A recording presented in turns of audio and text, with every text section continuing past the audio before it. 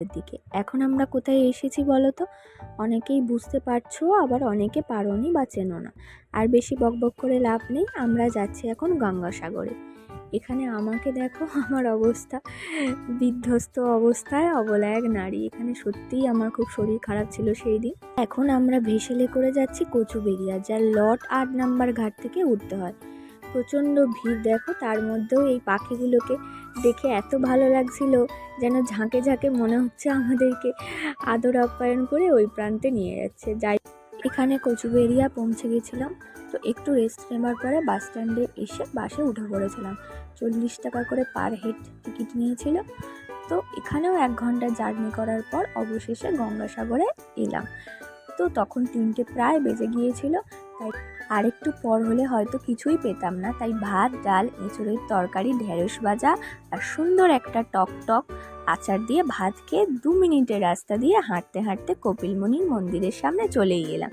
এই যে দেখতে পাচ্ছ তোমরা সবাই, রাস্তাঘাট এত সুন্দর, দুধারে শুধু ফুল গাছ আর ফুল গাছ।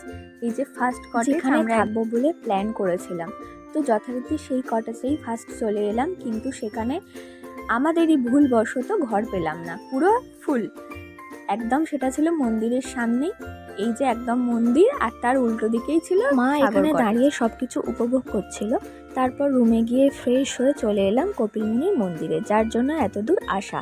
তো মা জানলো কখন পুজো হবে না হবে, সেই তালে আমি কটা ফটো তুলে নিলাম। তাতে আমরা গিয়েছিলাম সেই সময় পরপর 3 দিন বৃষ্টি হওয়ার কথা ছিল, তাই ওয়েদারটাও খুব ঠান্ডা ঠান্ডা ছিল আর বৃষ্টিও হচ্ছিল।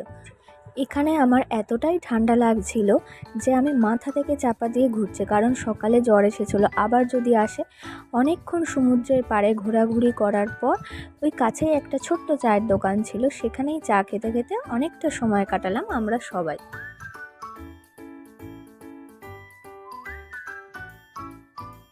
ওখান থেকে সোজা চলে এলাম সমুদ্রের আশেপাশেই সব ছোট ছোট দোকানে, যেখানে বাচ্চাদের খেলনা, পুজোর জিনিস, সাজার জিনিস, এমনি টুকিটাকি অনেক জিনিস।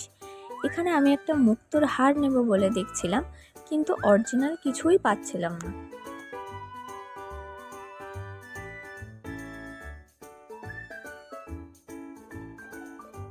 অনেক কিছু দেখার পরে মা এখান থেকে একটা গরু নিল, আর আমার বান্ধবীর জন্য একটা সিঁদুর কৌটো আর একটা কানের দুল নিয়ে সোজা চলে এলাম মন্দিরে।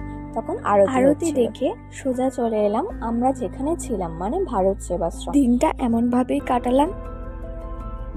তো আজকে এতটাই, কেমন লাগলো জানিও, আর ভালো লাগলে লাইক, কমেন্ট, শেয়ার করে দিও। আজকের মতো টাটা।